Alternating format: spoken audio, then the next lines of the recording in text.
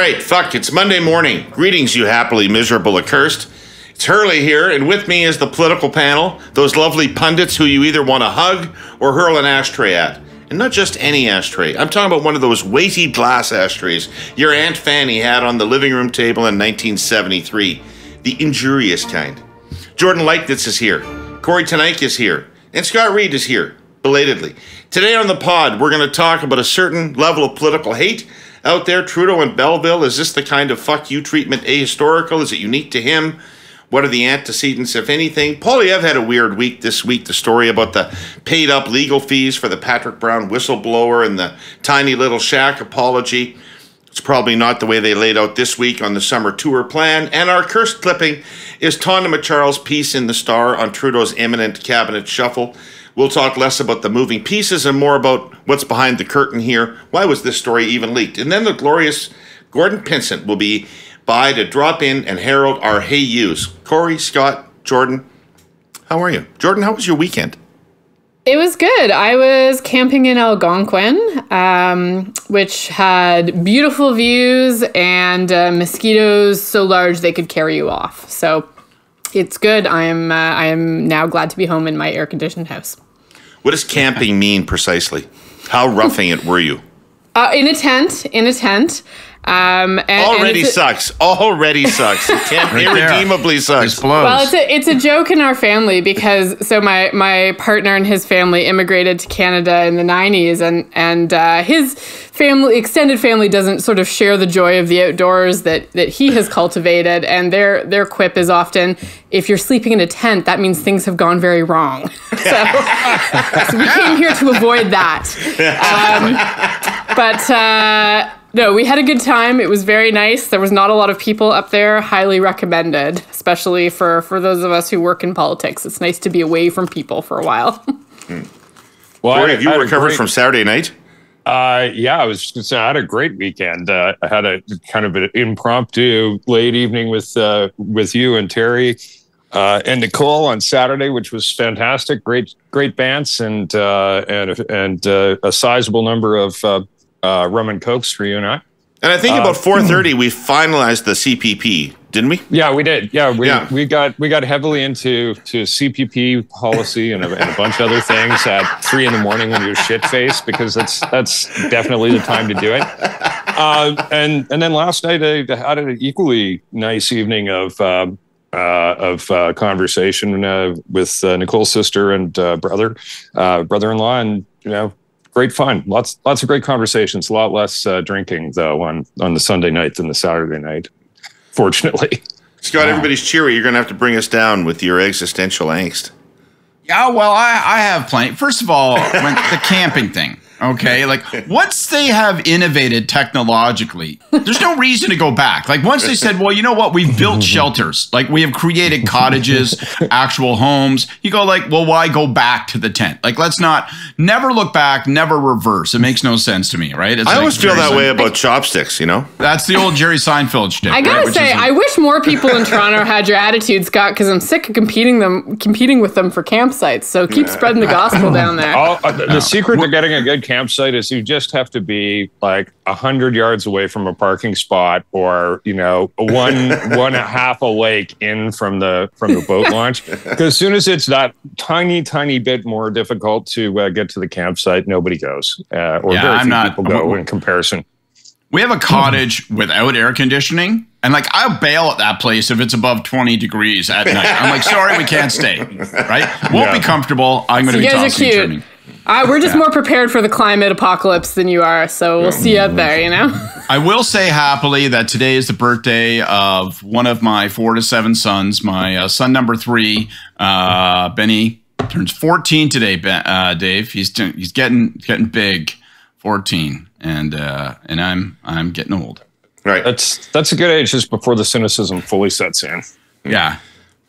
One last year of believing in Brendan Gallagher. He fully believes in Brendan Gallagher. He is in the front pew in that church. All right, speaking of your background, Scott. Okay. Speaking of your background, you're from Belleville. I am. You're from Belleville. So you got any thoughts about what happened to the PM in your town the other day? Yeah, I got a bunch. Like, first of all, it pisses me off. This visit actually had a little weird connection in a couple ways for me. So, first of all, like, I don't know how many of those people are from the area and how many people shipped in. There's all kinds of forensic photographs being taken of some asshole and another fucking moron, and they're tracking them down. This guy lives in Scarborough and she's from wherever the hell. So I take it, I take it on faith that a lot of those folks that were following the prime minister and disrupting things in the market square weren't necessarily there. They're just a professional. They're like, they're the deadheads. They're the fuckheads, right? They just follow the prime minister around, hurl gravel and invective. I know this. I know that it bothers me, and it's a reflection of our times. And I know, I know one of the things you hear all the time is people will push back and go, well, then he shouldn't be such a divisive prime minister. He gets what he asked for. And then the other response you get is, well, this has happened to all sorts of prime ministers. I don't think so. Like, I think that lots of protesters have followed lots of various prime ministers. God knows his dad got it in spades. And, Paul would occasionally get protested here or there. But I think this ugliness, people with flags that are upside down, the fuck Trudeau signs, the throwing gravel. And, one thing is, it just so happened they did an event this weekend in Belleville, aside from that, in the market square where they had to kind of basically exit because it was so unpleasant. And the prime minister went and met with a couple of young families and talked about child benefits and childcare, all that kind of stuff. And just by fluke, it turns out my cousin was invited by one of her friends who had been invited to host this thing. So she goes to the thing. And it puts it all in perspective for me because two things. One, I was talking to my cousin's mom and dad on Saturday, and I was back at the cottage. They were back there too. And they're all conservatives, okay? All my family are conservatives. And they were struck, right? They were struck by the fact that even at this house where they were hosting 3 young families, there are people who show up and they park on the front lawn across the street. And they're screaming, fuck Trudeau, fuck this. And one of the dads in the neighborhood comes over and says, listen, I got no truck or trade for Trudeau. I don't care about politics. But shut the fuck up. Quit screaming fuck in front of my kids. Quit screaming, showing an upside down flag. It's like, that's not cool. Like, just get lost, you losers. And then they're like, fuck you, we have a right to be here. And all this, and there's just such an ugly social media fueled, I have a right to be intolerant. And if you're intolerant of my intolerance, you're the asshole. And I don't know what to do about it, but it's terrible. I think of my cousin's grandmother, my great Aunt Marg, who inspired a love of politics in me. She was a dyed-in-the-wool conservative, came from Belleville, lived in Belleville her whole life, worked for every conservative leader that during her adult lifetime. And I know she would have said, I got no time for this. And it's just part and parcel of our politics now, but I really take a dim view on those who go, you know what, 'twas ever thus and no big deal. It is a big deal. Like, if we can't abide by basic common standards of decency, then we've let something really slide, and we should say no. Like, no, it's just not, it's not cool, and we should object to it no matter who the prime minister is or who the party is. But did you object to it when it was "fuck Harper" signs and people? Yes, doing I did, and I'm on the record. You bet. When the page blew out, and held up the sign in the House of Commons, I didn't say, "Oh, well, Harper had it coming, and that's kosher." I thought it was inappropriate, and I said so. Kory, what's your point, though? Do you think it's the same? I think it's very similar. It's maybe not exactly identical. I think that there's some of this. It's a little more superheated. With respect to the pandemic and with respect to this sort of cheap karaoke version of U.S. politics that you often see up here, where people are trying to parrot, whether it's the MAGA stuff or whether it's trying to parrot Obama stuff or whatever. But we often see these sort of cultural or media echoes of the same sort of thing that's going on in the U.S. But it's kind of this cheesy Me Tooism of obviously a different nature. But that's not what I find interesting about this, David. And we were talking about this on Saturday night together a bit.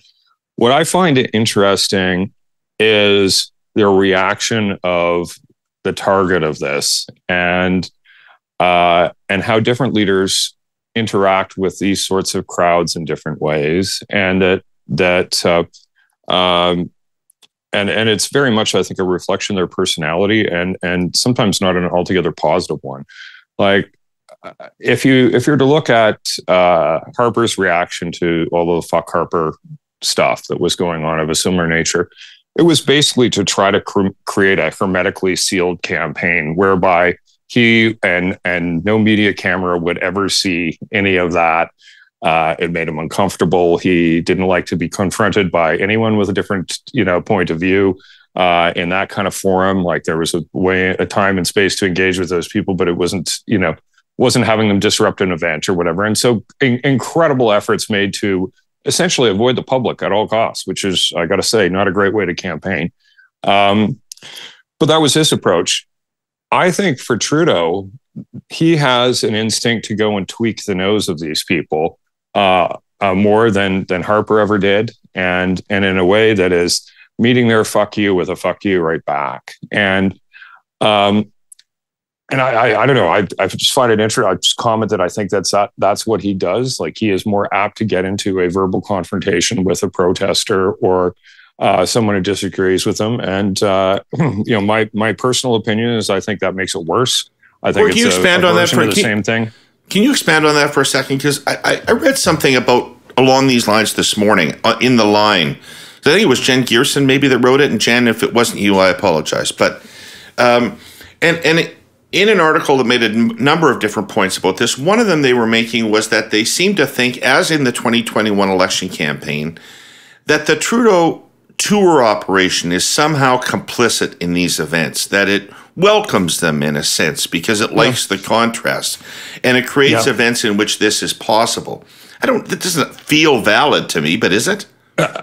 I think there's an element of that is probably true, because it is absolutely his choice to go and to get in an argument with some young kid on abortion policy in a way that is very social media friendly. Like they certainly have sucked this out from time to time, and I think trying to say like, look, the people who are against me are these screaming idiots, and people not wanting to be affiliated with that. I don't know. I'd be very curious to see what the research on that looks like, because I think there's some other things that might not be intended that have a very negative effect on your campaign. Sometimes people are tired of just the noise and conflict, and they want to have some peace and quiet. Can I just intervene real quick before Jordan goes and says something thoughtful to say that I dislike that argument and I reject it. I really strongly think that is something people say as a justification for the way that he's being treated. I don't know if it's qualitatively different. I think it's qualitatively different. But when people say indirectly, look, he had it coming and he brings it on himself, I don't think that's true, and I don't think it's fair. And I don't think it's anybody who disagrees with them. I think these people are qualitatively different than folks who disagree. They're not just registering their objection. They're harassing others that are also around. People couldn't go into the market square. It happens over and over again. And I think that to say, well, you know what, therefore the prime minister should stay indoors and not engage with anyone. I just think that's horseshit. And I'm not going to reward the idiots. Look, Scott, let me finish before you do the critique. I'm not saying it's justified. I'm saying what I find is interesting is I think they're actually very much the same. Maybe one's a little bit worse now in terms of intensity, but I think it's very similar. But I'll give you a third way of people who deal with this. And this is more of the, very noticeable in my experience. If Ford sees like a group of people protesting, you need security to hold him back from going out there and trying to talk to them and trying to convince them that he's actually an okay guy. And I think all these things are a reflection of these different leaders' personalities. The, uncomfortable with conflict and human interaction Harper approach, the fuck you, I'm an activist too Trudeau approach, or the somewhat needy, I want everyone to love me approach of Ford. And like these are three different approaches of three different leaders to the same stimulus, which is an angry protester or an angry mob. You got to remember, all those pandemic people weren't very happy with the provincial government in Ontario when those lockdown measures were going on. They're not still chasing him around. Like how you engage with these folks does actually have an impact on what comes next. It takes two to tango, or as the saying goes, and I think that's true here. Fungus has a PR problem. That's right, I said fungus. Massive comms issue. Used to be that fungi got all the credit it deserved for penicillin, delicious foods like cheese and bread, and lots of other medications. But lately, fungus is taking a hit. Put it down to the TV series and video game The Last of Us, in which a parasitic cordyceps fungus infects the planet, turning its hosts into super bitey spore zombies who try to infect any survivor they can get their cold, dead broccoli hands on. But fear not, hurly-burlyites. I and our presenting sponsor, TELUS, are here to redeem fungi. Recall that I've been talking about TELUS's Pollinator Fund for Good, their $100 million social impact fund that invests in startup, for-profit companies who have making the world a better place baked into their business model. Mycocycle is one of those companies. They transform hard-to-break-down construction and demolition waste like asphalt, once destined for landfill, into valuable raw materials, using, you guessed it, fungi. Now, I'm about the furthest thing from a mycologist, but they tell me that lab-cultivated fungi are applied to shredded waste materials, breaking it down quickly and turning it into biomaterial that can be rendered into new products for commercial or industrial use. Stuff like substitutes for styrofoam, insulation, packaging, and building materials, and multiple other applications where plastics had previously been used. Check this out. For every ton of waste diverted from landfills, Mycocycle avoids almost 3 tons of CO2 emissions. And they're just getting started, with new strains being developed around rubber, gypsum byproducts, soil treatments, and other agricultural applications. I'd say that delivers on making the world a better place. See, fungus? We got your back. Take a well-deserved bow. Go to telus.com/pollinator to learn more. Jordan, follow up wherever you want to on that, but I just wanted to throw into the mix this. I think I'm going to prove Kory's point, which is that I don't really remember what the protests against Harper were like because I hated Harper and I didn't pay any attention to them. But it does feel different to me than in years past. Like I mean, both Mulroney and Pierre Trudeau and Chrétien all had a lot of people angry at them, a lot of people that would come out and yell at them. I don't recall ever seeing them in a situation where I thought they might be in physical danger. Like different. I think the people who faced Chrétien in protests were more often in physical danger.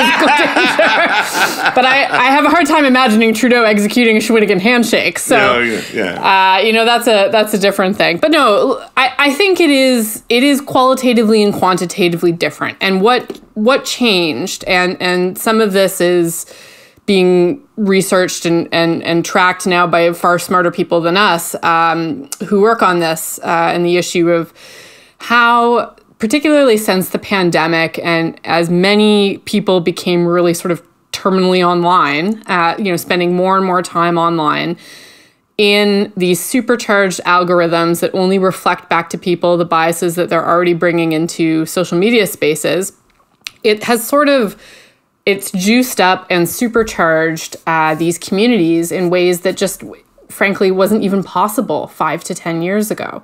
So I think that has changed. I think also that the pandemic provided a moment that really coalesced a community against Trudeau as a particular individual with a level of vitriol and focus maybe that is different from what we've seen in the past. And that coming with that, you have people who sort of have filtered into that community. And then once they get in there, you go deeper and deeper in, right? And it brings with it a whole package of beliefs and a whole package of, other kind of pain points with it. And so I think that dynamic is new. And that is something that is dangerous and polarizing. And as we saw during the occupation here in Ottawa, frankly, like some elements of these groups are like 1 to 2 degrees separation from armed extremists, right? So it is, and that's new because in times past, if you wanted to become involved in a community that was opposing government, even in a really extreme way, like you had to turn up somewhere. You had to go use your real name. You had to turn up somewhere physically. You had to meet people in real life. And that's just no longer the case. So I think that environment is new. But I will say, I think that the point about how each leader reacts to these protests and their own engagement with that dynamic is also really significant. And one thing that really strikes me, well, I had two observations. So with respect to Belleville, and I will also out myself as a previous Belleville resident. I lived there for 10 years when I was a kid. Yeah, although it's funny because my reaction initially was like, oh, I'm not even remotely surprised that this happened in Belleville. So Nice. Maybe shout out to the 90s in Belleville. Or maybe the 70s were a genteel time. I think the 70s might have been a more genteel time. But anyway. All that yacht rock keeping everybody mellow, Scott. Yeah, there you go. Steely Dan, just keeping everybody down. You bet. The wheelhouse on the bay. There, you had a few things. So that visual, right, of Trudeau going out from City Hall and wading into the crowd. When the Prime Minister tours, and he tours obviously with the RCMP security detail, they're responsible for his security, and he simply will not be going out into crowds without an assessment about what the level of safety is for that. And I think that we've seen from him in the past that he wants to go out sometimes into those crowds, and that he likes to maybe show those groups of protesters that he's not scared of them. I think this probably scares the ever-loving crap out of the RCMP with him for good reason. And I know that this is a dynamic that happened during the last campaign as well. And so that leaves me with the decision was made, knowing that those protesters were there, for him to go out regardless into that square, into that crowd. And I think somebody likely did that with the idea of a certain image in mind. Now, I want to be really clear. I'm not saying that I think he brought this on. I'm not saying that he asked for that. I'm not saying that he deserved that in any way. But I'm saying that in that moment, that calculation is not a strict security one. The leader's personality plays into it, and also decisions about optics play into it. And the second thing I want to say is about the last campaign, which is, I think, where we saw this dynamic play out just maybe in a little bit of a more concentrated format. Because the issue of vaccination and the way it was used by the Liberal campaign during the 2021 election, I think, was really instructive. So that is a known issue, that this is an absolute hot potato of an issue.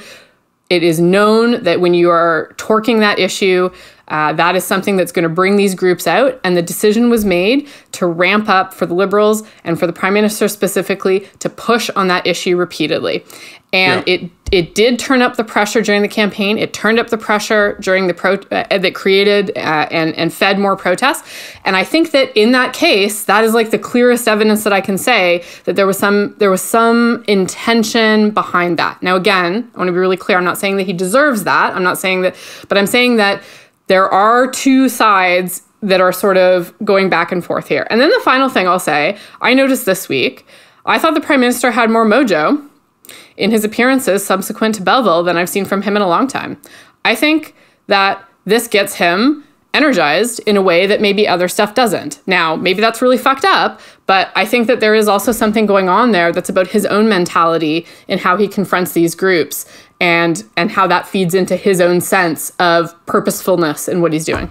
But you Right, touched Scott, on this. Scott, will you take off the idealistic young Queen student who got involved in politics hat and put on the cynical, hardened political operative hat we're supposed to be wearing for today's show? And tell me, do you think these things hurt Trudeau or help him? I'm not certain it has. I think it has a reinforcing effect for and against. I'm not certain that it has. Maybe it creates a mild degree of sympathy. I think, again, it might be something that contributes to his ability to fish in the NDP pond, because people look at that and they say, well, there's a line here, and you're either on one side or on the other. And I think for a lot of NDP voters, they say, well, when I see that, my sympathies will ride to Trudeau. And that's just one step removed from being more able and more likely and more willing to vote for him in an election circumstance. So it might have that effect.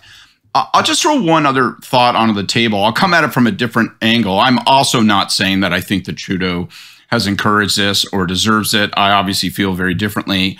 But I do think there's, Kory raises an interesting point, which is if we can agree that the pandemic and the anti-vax community that got created online and got manifested, that's That's a key component of it. It's had a catalyzing effect. It's had an assholeizing effect. Then it's interesting. Kory's question was, well, how come Ford doesn't get it in the same way that Trudeau gets it? And I do think there's something unique.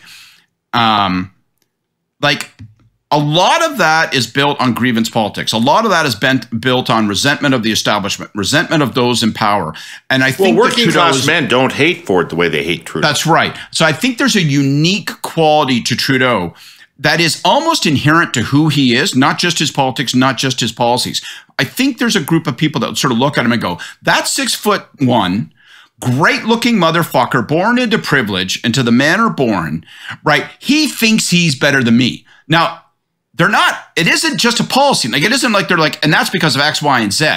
And they don't have that same angry argument about big, populist, chubby Ford. They don't. They look at Trudeau and they go, that's the kind of motherfucker who thinks he's better than me and is putting me down. And that stuff is rocket fuel to these folks. And they really, really use it. We talked about this in the past too, like the idea that for sometimes this government, it comes off as though it's not just that they feel that they have the correct policy, that they have the morally right policy, and that their way of being, their way of living in the world is the virtuous one. And like that stuff is toxic, right? But it's still wrong to stand in front of a 7-year-old and scream fuck, fuck, fuck. And it's still wrong to fly a flag that has the maple leaf upside down. And the small town in me that I got from Prince Edward Hastings is never going to back down on that. Scott, I think you're missing, I think the question here a little bit. I think for the same reason that the Shawinigan handshake did a lot for Chrétien in terms of positive branding, like how he interacted with a group of protesters and said, and the message that was implicit in that was powerful and political. And I think that there's the same sort of thing going on here with Trudeau to an extent. And I agree with Jordan. I think he gets fired up when he does this. I think he gets motivated by it. I think I could see his staff saying there's some positives in creating those situations for him from time to time to get his blood up. But I think there's something more than that going on. I think it makes him look more masculine to actually engage with folks like this. I think he has a big deficit with men right now. I think he comes across as too much of a bit of a fancy boy who's the faux feminist, talking with his sort of breathy voice and speeches like that. All of that is off-putting to a whole lot of male voters. I think seeing him as more Trudeau the athlete, which he's capable of being, or Trudeau the guy who can get in a fight with you, or Trudeau the guy who, if you think back to the Brazeau-Trudeau boxing match, like he has flirted with these two different images of his leadership style and who he is. And you've seen, different images of this put forward by himself and his campaign team at different times. And I think you're seeing more of the masculine fighter, Trudeau being trotted out for you. And I think there's a reason to do that right now. He has a big deficit with male voters. Supply chains are the veins and arteries of Canada's economy. And if you'll permit me to extend that metaphor, there's plaque and sclerosis swirling around the system right now. Keeping our supply chains clear and healthy is a major preoccupation of our federal government and of our sponsor, CN. It's a frustrating job. Let me give you a little update on what's been happening. Weather. It remains practically impossible to load Canadian grain onto ships in Vancouver's perennial rain. Sustained rainfall creates bottlenecks that back up all the way to the prairies. A solution must be found. We're also in a severe global heat wave. Ultra-extreme temperatures have a crippling effect on some of Canada's trade partners. And here at home, they cause wildfires and palls of smoke that hang over a big chunk of the continent. The climate is changing. I think we can all agree on that now. Managing its effect on supply chains is critical work. War. You may have read about Russia once again abandoning the agreement to allow safe export of Ukrainian grain. Quite simply, Russian aggression puts a direct strain on Canada's grain producers, and grain season here is beginning. Let me again refer you to the part about loading ships in Vancouver downpours. The pandemic. It may feel like it's over, but its effect lingers, particularly in Asia, Whether offshore supply chains will ever revert to normal is an open question. Whether we should onshore them is an even better question. And finally, a self-inflicted wound, if there ever was one. A strike recently shut down the critical ports of Vancouver and Prince Rupert for nearly 2 weeks. Clearing the resulting backlog could take months. And if that's not enough, the dock workers may decide to walk off the job again. To be clear, CN invests a great deal of effort and money to navigate all these disruptions. But reachieving normalcy is a work in progress. It's also a team sport. Bear with us, as they say. But if Chrétien could get away with a Shawinigan handshake, and it isn't just a complexion of the times, if Trudeau took the next step, if he actually ended up getting shoved and he tangled with somebody and he turned around and dropped a guy, I believe it would backfire on Trudeau. I don't think it would work. Well, he beat up an Indian in Ottawa one time and went up in the polls, because that's what the Trudeau-Brazeau fight was it not? Like, sometimes normal rules don't apply to this guy, and he has gotten away with that as a method of projecting himself forward in a more masculine way in the past, and I think they did some of that in the last election campaign. I think it was very intentional to put their thumb in the eye of the unvaccinated in a way that was, I think, unbecoming, and but I think it was intentional, and I think so. Is this a structural? I think it helped him. Is this a structural difference? Like, Jordan, are you going to be nervous about putting Jagmeet Singh out for walkarounds in the next election campaign because he might get assaulted?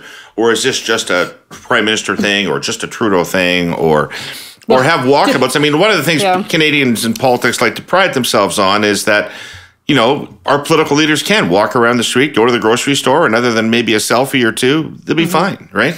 Yeah, I mean, I'm also struck by the difference in how Jagmeet Singh handles protesters compared to Trudeau. It is really now, and I will say, like, it's different because he tends to get like single hecklers or one or two. Like, he's not facing necessarily hundreds of people who are protesting him. So I want to say that is different. But I think his method of dealing with hecklers or protesters is really distinct from what Trudeau does, right? He tends to, a bit like Ford, different, but the instinct is to engage them and to talk them down and to sort of use the goodwill in the room to his advantage. And I think he's often doesn't always work though, right? Wasn't there an ugly situation a few months ago? We talked about it where it almost did get physical with Singh. Yeah, I mean, it doesn't always work because, and frankly, I think a lot of the people who come out and heckle, are like, these are not sort of people who are you can reason with. Yeah, exactly. And so sometimes it works and sometimes it doesn't. Although I would say that I think typically when there is video or images and stories about his handling of it, it does tend to reinforce his own positives, which is that he's, he's affable and he's really able to diffuse these tense situations. And I think that his team has always been cognizant of his security because, to be honest with you, even well prior to the pandemic, being a visible minority leader attracted a certain type of attention. And so there is a built-in sensitivity to not putting him in unsafe situations. But, also he himself is quite capable in handling those interactions. And I think it's also interesting that, not unlike Trudeau, like, he's also a black belt, right? Like, these are guys who in their recreation time like to engage in martial arts, right? And I think that also gives them both, maybe a certain confidence in wading into those situations. And I think we would be having also a bit of a different discussion for female leaders. Like, it is tough. And sometimes I think a little bit more about the people who surround the leader and a little bit less about the leader themselves, because particularly in the case of the Prime Minister, you benefit from clear and direct RCMP protection, and they're there to protect the PM. And when the campaign is on, other leaders will have that protection. But the staff, the journalists who are around these folks don't have really any protection. And so I think that sometimes decisions that are made about when to engage in crowds in certain situations, now the thinking does have to be a little bit wider about whether it's safe for the whole ensemble there. Good thing I'm not Prime Minister, because if I had to fight my way out of a crowd, they'd be having a state funeral by the end of the week. So, just before we move on, I want to move on, but just before we do, Scott, Jordan has given me a hell of an idea here. I did not know that Singh was a black belt. Now, do you remember when Muhammad Ali fought that karate guy in the 70s? I don't know if I do. I was watching ironically, there was a match Ali set up between Muhammad Ali when he was champion against a mixed martial arts guy, and the guy just dropped to the floor of the ring and kicked Ali in the legs for 15 fucking rounds. So maybe this is, and Ali couldn't punch him because he was not standing up. Well, maybe this is going to be the Singh play in the next election campaign. Yeah, I don't know what the rules are for Brazilian Jiu-Jitsu, but... Well, I remember anyone watch Once Upon a Time in Hollywood, but the Brad Pitt conversation about who would win, Cassius Clay or Bruce Lee with the faux Bruce Lee, that was pretty good. Anyway. All right, we have a clipping today, and it comes to us courtesy of... Tonda Charles in the Toronto Star. It was last week. It was a setup piece for the cabinet shuffle that Nick Taylor-Vasey of Politico tells us will not happen today, and I always trust Nick. And CBC News tells us will happen Wednesday, so we'll see if that is true. But nonetheless, here's what Tonda had to say after talking to a number of people she described as liberal insiders. Prime Minister Justin Trudeau is expected to unveil a cabinet overhaul in the next week that will be less about a policy reset and more about a front bench makeover to execute promises and ensure the Liberals are in election-ready mode. Conversations with key insiders suggest the minority Liberal government's real goal at this point is to craft a cabinet that perks up communications by putting more effective voices in key portfolios, to highlight what is already being done, and to deliver outcomes or results tied to big promises that have not yet been filled. Key players think the Liberal Party did not chart a path down a long enough runway ahead of the last two campaigns in 2019 and 2021 with strong players or strong messaging on key files. If part of the plan is to put more effective communicators in key portfolios, another part appears to be ensure that the right people stay in key jobs. That's why, according to sources, high performers like Chrystia Freeland in finance and the Deputy Prime Minister's office are not expected to move, nor are ministers where the files need ongoing stability. That suggests Melanie Joly will not move from foreign affairs. Francois-Philippe Champagne is likely staying in innovation, and Anita Anand is not expected to leave defense. So there you go. That's what we're looking forward to. Jordan, what do you think? I think that attaching the label high performer to Chrystia Freeland after this year is quite charitable, if not a bit detached from reality. But listen, I read that story and my takeaway was that, the cognitive dissonance required to think that you can have a big, successful communications rebrand while also simultaneously not changing anything important is stunning. And I was struck in particular by the idea that they want to put better communicators in place to communicate about the things that have already been done. And that is loser talk.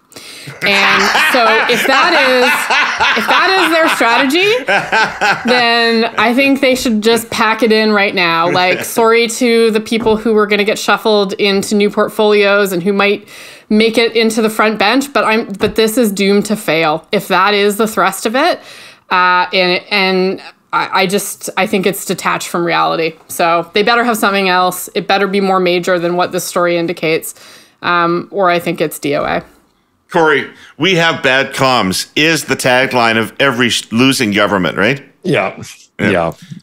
Well, everything's a comms problem in politics, right? The guys. We got a great story. We're just not getting it out there. The guys in the policy shop kind of, built like the perfect policy to blow up your voter coalition or to piss everyone in the world off. And the issues management guy can be on smoke break when the ATI is going out with the smoking gun in it. And it'll all land on the press secretary and the comms director's desk as just yet another comms fuck up by a government. So anyway, I think we're getting close to some real life examples there, eh, you guys? Yeah. You want names? Yeah. A little PTSD. A little PTSD. But in any event, like I think we're all probably going to agree on this topic, but like there are some bright points in terms of communications, and we've talked about this before. There are some people in that cabinet who are better at comms than others, just like there are in every government, and they tend right now not to be in highly public facing departments. Like so. Well, in a couple of cases, I think Jolie's gotten better at comms, and she's more in that. Champagne thinks he's good at comms. I think he's like a cartoon character in terms of his presentation. I like to see a focus group where somebody listens to him speak for an hour and doesn't come away saying, "Jesus Christ, get that guy off the stage." But I think Dom LeBlanc's very good. I think Sean Fraser's very good at comms. I think Seamus is very good at comms. Like he's a professional broadcaster for 20 years, whatever the number is. There are people who are good communicators, but they're not really in roles where they're out front and center. And what I think you should be doing in this kind of situation is going onto a campaign footing where you put your strongest communicators in the most public roles around the things you want to talk about the most. And you want to have, the Herb Grays of the world, the great old gray fog for those who remember, in charge of the toughest files. So you don't want a good communicator in the sense of somebody who wants to go out there and be in front of every camera, taking over from public safety. You don't want to have someone like that. You want to have somebody who makes it go away. And, I look at examples of this in other governments. Like you want to have somebody who's going to be extra boring there, who's going to be a quiet manager and just take the temperature down on those files. But you sure as hell in this government need somebody who's good at communications in financial portfolios right now, because I think they're losing the ballot question on the economy. And at the end of the day, that's going to be the most important thing. So a shuffle that doesn't move Freeland, I think, is just rearranging the furniture a little bit. It's not a home reno. Yeah, I've certainly been on the record as agreeing with that a lot. But I think we have to also acknowledge that some of these choices are more difficult than they appear. So if you take somebody like Guilbeault, for example. We were always crapping on him here because he's a lousy communicator in English, Canada, about their environmental policy. And they're going to have to defend their environmental policy, if not run on it. And so he's not ideal. But in Quebec, he's a fucking rock star, right? So in Quebec, they don't want to move him out of there. He's exactly the symbol in Quebec that they want. So, they have to sort of make a choice about what they want to do. I don't think that's a problem. I don't think that's from a comms perspective. I think, I've been pretty outspoken in my criticism of him as an actual minister and about how he engages with provinces. But maybe going into a campaign, that's just what they need. Who knows? Like, I think I could make a case for it anyway. And I think they've been finding some elegant workarounds on resource issues and other issues, moving things like the 413 from something that's, led by the environment minister who doesn't want to do it and putting it in the hands of Dom LeBlanc, the infrastructure minister, who's a much more reasonable person on these things. I think they found a way to say, we can have our cake and eat it too on the environment. Somebody who's going to try to push that issue to the fore. And if you're the Liberals, you want to have environment as part of the ballot question for a lot of voters. And so it might make sense to have him stay there from a comms perspective. I think it's, from an operational perspective in terms of getting along with provinces and others, I think it's not good. But from comms, I think it is. But we'll see what they end up doing with this. But it sounds Tonda's pretty connected in, and that sounds more like an official leak than it does like an official framing of what's coming, as opposed to this person's going to this one and this one's going to that one. If you want to get what that is, it's usually talk to Fife. He's usually the closest. But let's see. Scott, it sounds like the government has completely accepted your assessment of their problem, but not applied it to the one place where you would apply it. Yeah, that's exactly right. I mean, Freeland is too big to fail, right? I've made this joke before, right? And it's not a joke. It's a truthful statement, right? Like the banks in 2008, 2009, she's too big to fail. I do think she's a high performer. I think she's an essential minister in this government. I think she's absolutely fundamental to how this government functions. but I think she's one of their weakest communicators on the most important file. And when you have a prime minister who doesn't have a natural predisposition to talk about economics and to talk about it in a way that resonates with people, and you don't have a finance minister who has the ability to connect with people on that level, then you got a problem when the economy is indisputably not just the most important issue, but the burning issue that will turn the next election. And so I'll never say that cabinet shuffles don't matter, because I think that they always have all sorts of significant implications behind the scenes, if not in front of the cameras. But like, there are two fundamental questions. This leak, by the way, like as far as I'm concerned, I agree with Kory. This is orchestrated. This is and the clue to that is there have been no others. You're saying the Prime Minister's office wants that story out. They wanted that framing of what they're doing. Yes, but I think it's a confession, not a confidence. I think that I do not believe this spin, and I don't believe that they believe this spin. I believe that they know that this shuffle will not be what we would deem consequential, and I think they're just working backwards to try to have a structured analysis by a bunch of people that will be lazy on television and radio in the next few days, so that they can sort of gravitate toward that. They're hoping to influence sort of the orbit of opinion on this thing, because and you'll hear it. You'll hear it on Wednesday all day long. You'll hear people saying, well, you know, what the Prime Minister's office is trying to indicate here is that, you know, yes, they want to strengthen their ability to communicate. So you've seen this minister who's a good communicator move to that ministry, which also doesn't matter compared to the one they have, but they've kept their high performers and essential and blah, blah, blah. So you'll hear this repeated, but it's bullshit. Like it's bullshit in the sense of what's really going on is just some surgery. They're going to drop some people for a bunch of reasons. I'm afraid that my buddy Marco is, you know, going to get demoted, and you know they're going to make some changes along that line.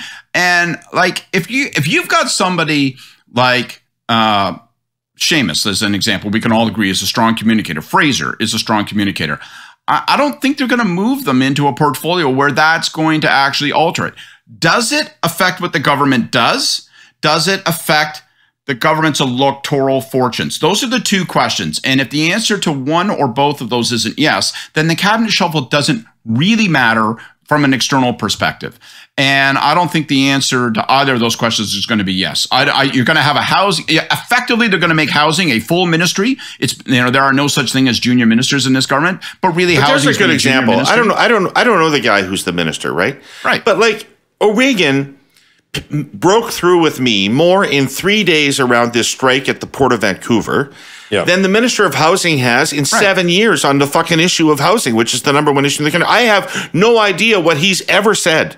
I wouldn't be surprised for that reason if Seamus or Fraser doesn't end up in this new vamped up Ministry of Housing. Or Dom. I could see LeBlanc going there too, but maybe. I think they like Dom where he is too, though. I think they like him as a fixer, and especially I think they see some FedProv issues coming down the pike. But in any event, all of it's a long-winded way of saying this is, I mean, this construct and this spin is all built around the little of what they're doing. Hasn't LeBlanc basically, from a functional perspective on the day-to-day news flow of the foreign interference file, being given Marco Mendicino's file? Is that not already happened? Well, he's handed cleanup. I wouldn't be surprised if he ends up as the minister, because he's essentially the acting minister today in terms of coming up with the terms of reference for, you know, whatever inquiry-ish thing comes out of this. So can I just say they're one already small making thing? an adjustment. Can I say a vindictive thing? Just a vindictive, openly, brazenly, transparently vindictive thing. If Marco's going to take a punch in the head, and I recognize he has culpability and responsibility here, so I'm not being utterly blinded by friendship. But if he is, then the deputy minister said he had no idea that it was necessary to communicate this news to the minister. And the staff who stood next to him as he was drafting a statement of outrage and didn't bother to say to him, well, I actually knew about this 2 months ago, but I thought, you know, what the fuck? I hope those people also are held to account. They should fucking lose their jobs too. Yeah, they won't. That was a little bit of a useless vein there thing. So let me just go on to Say one. therapy's in session today. Exactly. It's just, but I've got my pillow that I hug, So they've got in this article is this communications versus substance dichotomy laid out there, and I want to focus in on just one aspect of this, which is Mark Miller, who I'm interviewing later today for the Hurley Burley this week, and this government has been the most ambitious government on Indigenous affairs in Canadian history. This government has spent more money on Indigenous affairs than any government in history. This government has stood up and defended and advocated and tried to change the language and tried to change the culture around this issue, to the detriment of its political position with a lot of white people in Canada. And Polera had a poll out, and Polera are the liberal pollsters, Stan Arnold. They had a poll out that showed that the Conservatives led vote intention among Indigenous Canadians, and the Liberals were in third place in support among Indigenous Canadians. And then Trudeau got booed at the Indigenous Games thing. So Mark Miller is, I would have thought, substantively the perfect person to have in there. He's an advocate. He has committed himself in a number of personal ways to this, and I think he's a pretty effective communicator. So what the fuck is going on here on this file? It's just got to be soul crushing. I know this is the most cynical, callous thing, because in the world of Indigenous heartbreak in this country, I'm talking about politics. But it has got to be soul crushing for the government, having been as committed as it has been, to see results like that.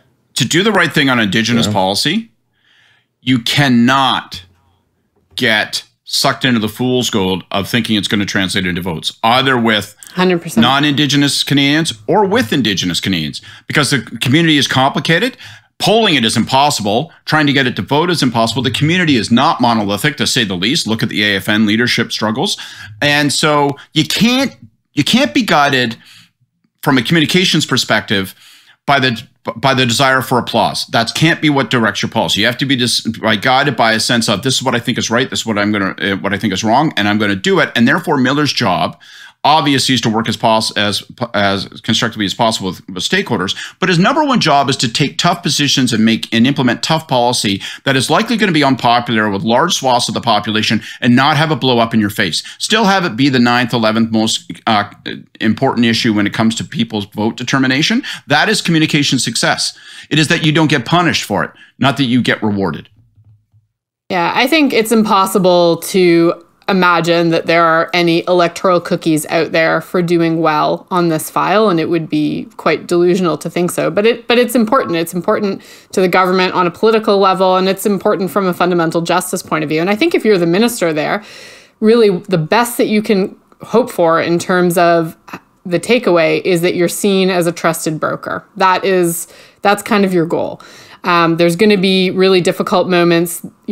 Federal politics has got nothing on internal Indigenous politics in terms of the level of complexity and passion nastiness and all. And frankly, just these issues are huge, and I think people's feelings reflect the enormity of the challenge.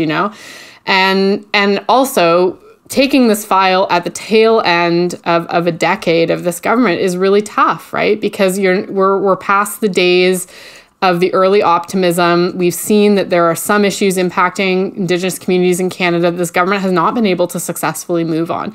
And so you're left with all the tough components of that file, and there's very little in the way of low-hanging fruit for success. So I think in a lot of ways it's probably one of the toughest files in government. Well, for sure. But they did lay out very ambitious goals. If you're just to look at the boil water advisory stuff, and have invested enormous amounts of money. And, it's like trying to fill a bucket that's full of holes. Like no matter how many of these things they seem to resolve, that 4 more pop up. It's a lot of effort, a lot of money, and not a lot of progress against the stated objectives. And so, I think that makes it challenging. But I don't think it's going to be electorally significant one way or the other. As we were joking, looking at that Polera poll in our WhatsApp chat, like, this is very, very tough stuff, but the politics on it, you're still going to see, I would predict, very low levels of participation in the election in large segments of the First Nations community, whether it's status or Métis or others. And then you'll see some other areas where you're going to see 99% of the vote go to one candidate or one party, and and in some cases, I think of my friend Jeremy Harrison when he lost in northern Saskatchewan, where you have polls with 110% voter turnout, and all of that speaks to one of the other almost intractable problems within this area, which is level of political corruption in some corners of it, which is, it's all very problematic stuff. I don't think there's a win here for anybody, but that doesn't mean that the efforts that this government or other governments have made in this area are without merit. They certainly are. This is one of the biggest problems for our country to focus on, but there's no pot of political gold at the end of it. Right. All right. Well, we're running out of time. But Jenny would never forgive me if we didn't do a drive-by smear of Poilievre on this show. So,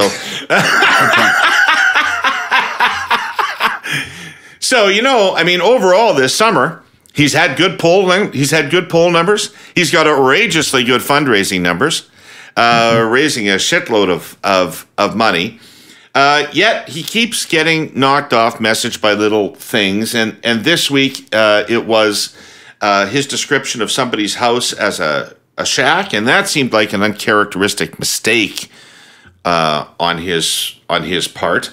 And the revelation that his campaign had paid the legal bills of the person who blew up Patrick Brown's leadership campaign.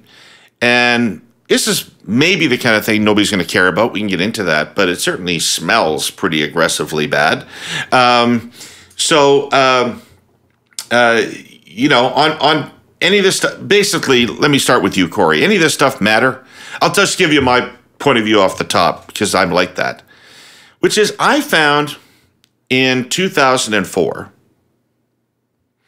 that a lot of stuff that we had gone through in securing the leadership and then putting together a government, whether it was the tactics that we took to win the leadership in terms of membership sales or delegate selection, all the way through to candidate choices and who we appointed and who we did not appoint. These things actually ultimately shaped perceptions of the government in ways that were unhelpful and in ways I didn't anticipate at the time. Right. Yeah, and to relive those days, things with the Tamil community, for instance, I remember being fairly poignant. I think some of the vengeance against people who hadn't supported Martin in the leadership getting pushed out of cabinet positions, or the treatment of Sheila Copps, for instance, being problematic. So yeah, I do think it can. I think in terms of the shack comment, I think that was noteworthy insofar as its rarity. Like I think Poilievre has been almost pitch perfect on a lot of the stuff around economic narrative, and I think talking about housing and the price of housing and the value of the housing you're getting, I think that's all really smart stuff for him to be talking about, and I think he's been doing it very effectively. So this is an odd miss, and I think no one is ever going to be perfect on this stuff, and when you get it wrong, I think they had the exact correct issues management approach, which is apologize immediately and try to get back onto your narrative. The stuff with respect to paying legal bills from leadership, etc. I think that is not going to be consequential in the end. I think it's just such inside baseball, so not be important. But I do think it points to the same flaw in terms of campaign strategy that we're talking about with Martin, which is, at the point that all that stuff was happening, it was clear Brown's campaign was going nowhere. He hadn't sold enough memberships to be a force, and you could say maybe some similar things around some of the rhetoric around Charest, et cetera. you know, if you know you're likely going to win on the first ballot anyway, you know, you don't have to, you know, salt the earth with the bones of your adversaries in a way that creates political risk for yourself. And I think that there's a bit of a desire to do that on Poilievre's, you know, in Poilievre's personality. I think he's somebody who likes to win. He's a competitor. And when he wins, he likes to win big and conclusively. And sometimes, you know, just because, you know, you're winning the hockey game and you're coaching your kid's team and it's 6-0, you don't just only put your stars on the ice and run the score up to 22-0. You know, it starts to look unbecoming at a certain point and starts to look unsportsmanlike. And I think that's something that they need to guard against a little bit in some of these areas, especially in terms of how they engage in intramural politics. There's going to be a lot of opportunities to get this right, you know, going through nominations, et cetera. And there are going to be opportunities to get it wrong. And I think, you know, being more magnanimous and trying to be more inclusive at this phase of the political cycle is always going to be to a leader's advantage. And I think that the test will be to see how they manage that. But, you know, I don't know. I don't think it's consequential, as I guess the short answer. Scott? I think you've always got to be guided by the meta notion of what is the... You were, by the way, I'm just going to tell a little secret out of school. Scott was consistently the voice in the meetings that was articulating that we were being too aggressive organizationally and that it was going to blow back on us reputationally. Consistently said that and was consistently ignored. I don't remember that. I will say, in defense of myself, I can't hardly think of a person in politics I dislike more than Sheila Copps, and I know it had an effect on the overall. It did. No matter how we can justify it, I could spend a whole show explaining how perfectly motivated I was through that whole exercise, and it doesn't fucking matter. It hurt us. It doesn't fucking matter, and I truly think she's like unlikable, irredeemable person. I think that she's not. I just don't like her, but it's always this, and to some degree, you know, that fundamental test of what's the perception you create is what I'm trying to say, which is that the meta thought is what's the osmotic impression you're putting out into the world about yourself. And it's vital for an insurgent opposition leader who's seeking to gain power and because you're defining yourself each and every day. And so I'd say a couple things. One, you spend all your time kicking, sooner or later, chances are you're going to kick down. And that's what the Shaq thing was. And I think they corrected it right away. I was glad to see that they recognized that they were kicking down. And it was okay to, maybe it's okay to be a prick all the time to Justin Trudeau, but you can't be a prick to some person who just lives in a modest home. And so they corrected that. But it's not going to help them because it reinforces the notion that, you know, I think at base level, this guy's kind of a bastard, sort of a mean prick. Second, you know, I don't think I already on social media, people are all going on and on about this Brown thing. I cry no tears. I think if they should have been transparent about the fact that they were booting the fees at the time and justified why they did in the same way that Jenny very rarely ever comments on the record, but she did for this article. And that to me is a tell, right? They wanted to explicitly say, no, what we did here was appropriate. And, you know, we had a woman who came forward. She was the whistleblower. She said she was seeing things she didn't like. She was being subjected to behaviors that she thought were wrong, and so we were going to support her. And I'm actually okay with that. I'm okay with them paying. I think they should have hung a lantern on it at the time. But you'll never get me to cry a single tear for Brown because I believe he was guilty of everything that they said he did and 10 times other things. You guys, he's a no good Nick. I think, though, the big thing, I go back, you guys are going to laugh. I don't like the makeover. I don't like the... Huh? No, go ahead. Go ahead. I don't like the makeover. I think if we're going to go to what's the osmotic signals that he's sending out there? I don't think the guy is Alex P. Keaton. I don't think you can go from that to the fellow who wanders, the 50-something-year-old guy who wanders around the Granite Club who just got divorced and is looking to shake 33-year-olds. It just doesn't, the look is off, okay? He needs a button-down shirt. Maybe get rid of the tie, right? But this kind of, it all looks forced. All of a sudden he's wearing a t-shirt. Oh, check me out. Like I want to show how have they tried a vest? Huh? Have they tried a vest? Vest. There's just and the eyeglasses. No, and his eyes are too far Someone apart. supplied a kitten. You can say I'm being cosmetic and superficial, and we'd never have this discussion about a woman leader and all that kind of shit. I think that this makeover doesn't look right. It doesn't jibe. It's not right. And so it doesn't fit with the persona, like when you put Paul Martin in a leather jacket. Yeah. It's just it's one step. Well, as the guy wearing a blazer and a T-shirt routinely, including this morning, I think I don't like it. I don't like the makeover. That's all. And I'm no style guide, obviously. Check me out, right? But I don't like it. I don't think it's tracking. Yeah. He looks better than he did. He looks better than you. That's hard. I hate to break it to you guys, but I don't think he's courting you. I know, but I don't think it actually. You think women are looking at him and going, "Oh, okay, that's more approachable"? No, listen. I have to say, I stumbled into like the most homoerotic part of Twitter right now, and it's Pierre Poilievre convoy fans talking about the tightness of his T-shirt. Like, go there at your own risk. But it's out there. I'm just telling you. Like the number of and for what it's worth, that's right. Like there's a lot of bruffiness of guys talking about how ripped Pierre Poilievre is. But okay.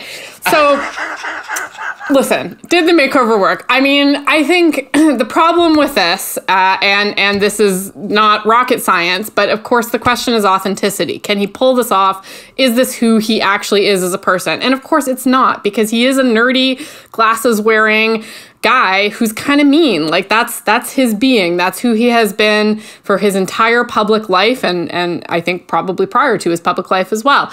So I'm not persuaded that this is going to stick. I think that in terms of courting women, certainly it seems like the makeover was designed with perhaps a caricature of what women like in their male politicians in mind. But of course, his attitude and the tone is really, I think, far more significant. And that's why I actually, to go back to the Shaq comment, I think it's really bad. I think it's actually very damaging. And it's like comedy. He punched down. It's the cardinal sin. So it's one thing to make a case against people who are powerful, to use an example to illustrate your point that puts somebody wealthy or somebody connected with or somebody political. But this was a joke at the expense of a woman renter who's a server. It looked bad. And I think that it's actually a pretty big gaffe on the part of the staff team as well. Look, we've been in those meetings, you're kicking around, it's the summer, somebody on the comms team wants a concrete example. Okay, so if you're going to use a real person's house, you need to be really clear about this stuff. That is about doing your homework. Is somebody living there? What is the situation? And I also have questions just generally about the setup, like comparing it to Buffalo. Like, okay, sure, but like, do you want to live in Buffalo? Like, no. Like this. It's not a real comparison. You're right. That's right. But, and it doesn't. And I don't think it. And anyways, his point around housing and what he's trying to illustrate was entirely lost and was entirely blown away by the gaffe. And what has stayed, though, is the sense that it was mean and it was petty and that it looked down on, frankly, I think a lot of people and a lot of his potential voters who live in very similar houses. And so to my mind, it's worse than an error or a bit of laziness on the part of the staff team. Like, it's actually actively damaging. And so I think that is that's like a risk when you're personalizing examples like this that you really have to guard against, and that's a competence thing on the part of the team there. But if you're executing a makeover, like, you can't just make over the look. You need to also make over this guy's tone, and that's not happening. Well, I think they've been trying to, in fairness, and I've noticed a marked change in terms of how he's presenting, like the lower voice, the lower pitched voice. but also the rhetoric. Like, I think he's dialed back the rhetoric a bit in a way that is noticeable, and I think that's smart. Yeah, like if we want to really dissect, where did this error bite? It's that it invited a comparison to his own housing situation, and if you're going to highlight one person's housing situation, say, this person's house is X, Y, and Z. You're inviting a comparison to yours, and he does live in a 19-room mansion, which was the point that I think Charlie Angus made that, I thought that was a very biting retort. That said, this is I think a one-off error. But, an ankle-biting retort, but it's Charlie Angus, so that's the kind you're going to get. But I think so you can still take it to the bank. I know, I know you can. But I think it's noteworthy in that it's an outlier in terms of how he's been able to communicate on this issue in particular. And I think it's the right issue. It's such a huge issue overall, but also with two key voter demographics, millennials and new Canadians.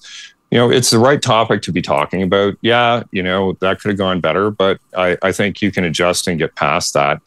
I don't know. In terms of the image stuff, this everything should be about, I believe, trying to increase this appeal to female voters, because that's where the gap is right now in terms of their voter coalition, in my opinion. But they're at least taking steps that I think are in the right direction.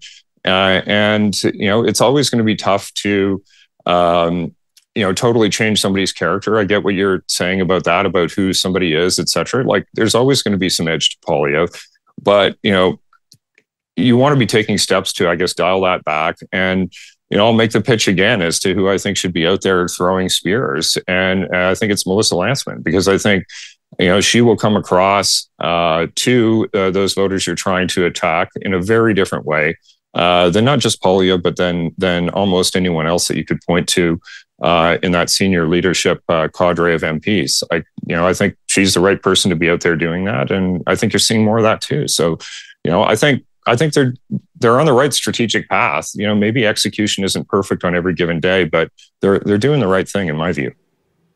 All right.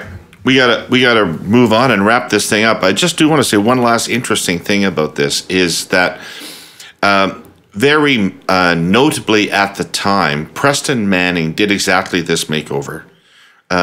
Removed his glasses and changed the hairstyle and tried to soften up the image. And all of these people, from Poilievre to his team, Jenny and Saul, would have seen that close up and how that went down. In his case, it didn't work, and I think it probably didn't work because of his voice as much as anything. In any event, hey yous. Kory, do you got one? Mr. Pinson, it's time for our hey yous. Ladies and gentlemen, please return to your seats. The hey yous are about to begin. I sure Kory? do. My hey you is to Shuvale Majumdar, who's running for the Conservative Party in Calgary Heritage. And I think he's going to be elected. And Shuv is somebody I've known for many decades. I think he's one of the smartest people I've encountered in politics and in political life. And I think he's going to really add something to that caucus and to that team. And I think he's going to be able to speak very credibly on foreign affairs issues. I think he's somebody who's got a lot of experience in that realm. And I'll say this as well. He, when we're talking about tone and all of that, Shuv is a happy warrior, and he's somebody who puts a really nice tone and a really nice presentation around a lot of issues that I think will be to the betterment of the party and to their overall re-election or election efforts, rather. Cool. Excellent. Jordan? Well, another week, another hey you to Heather Stephenson on the issue of searching the landfill. You've now had another week to think about what a bad decision this is and what a politically costly mistake it is to say no to the search. And in fact, this week, we saw the union of the workers in the landfill come out and say that the search could be done safely and still protecting their workers. There is no reason to prevent this from happening. And the message is terrible, I think. There is, though. Can I make an argument on this? No, not done yet. There is. Hold on. I think it's politically damaging for her. So it's a dumb move that way. But more than anything, it sends the message to Indigenous people in Manitoba that their lives are worth less. It's gross. Now you can go. If it's $180 million to do the search, is that compared to other things that you could do? Do you know how many I don't know. What if it was your kids? You could buy for that? What if it was your kids? Well, but your job is get a second bid. Get a second bid, for Christ's sake. I don't believe it costs $180 million. I don't buy it. Well, okay, but I'm not sure this is politically damaging for them. I think. Well, I guess we're going to find out, huh? Well, they were on the path to not being reelected. not that long ago, and they've done a lot to close the gap between themselves and the NDP. I'm not sure this is unintentional, and I'm not sure that it is. You may find it morally all the more repugnant distasteful to yourself, but I'm not sure that it's politically stupid. That's a different argument. Yeah, Jordan, I'm on your side substantively, but I worry about Kory being right politically. I'm on Jordan's side, and I think Jordan's analysis is correct too. It's going to hurt her. My Hey You is an appeal. It's an emotional, personal, not hard-edged political appeal. It's just a flat-out personal appeal to the Prime Minister and those around him making decisions in the next 48 hours about cabinet. Look, you gave Sagen a demotion, a soft landing. Joly was booted to the outer rim and then brought back right into the inner orbit. You're looking at Marco Mendicino this week. I know the guy's got to move, but move him. Don't dump him. Give the guy an opportunity. His hard industry, his good instincts, his good, strong heart. Give the guy a chance to build back. If he doesn't, he doesn't. But give the guy a chance to build back. Don't kneecap him. The Prime Minister's office knew about this fucking Bernardo transfer too. And, that didn't blow up in everybody's face in the same fashion. He's got to take some responsibility for what went down there on this and other files. But give the guy a chance to build back. Put him into a lower portfolio and give him that chance. Don't back just better? Dump him. Build back better. Give him that chance. But I really do mean it. Like Jesus Christ, the Sagan's still in cabinet. Marco deserves a chance to claw his way back too. Well, although you could take that the other way, which is what the fuck is Sagen still doing in the cabinet? Well, there's that argument, but this is a relative measuring stick I'm putting, not necessarily an objective. What a world! What a world! I'm in the same direction. I'm calling out to the Prime Minister because oddly he's not returning my calls, so I'll just use this mechanism, and just say, listen, you got two guys in your cabinet. Sean Fraser and Seamus O'Regan, who take any portfolio you give them and make it an economic portfolio. And I know more about what the government's trying to do in economic strategy from those two people than I do from the people that are actually in economic portfolios. So give them economic portfolios and let them run. If you believe in what you told Tonda McCharles, put those people in the window on the economy. All right. That's our show for this week. Thank you for watching or listening. Thanks, Kory, Scott, and Jordan for being here. Lots of fun. I'd like to thank our presenting sponsor, TELUS, and our sponsor, CN Rail. And we will see you all back here next week at Cursed with a real cabinet shuffle and more of the Curse of Politics. See you then.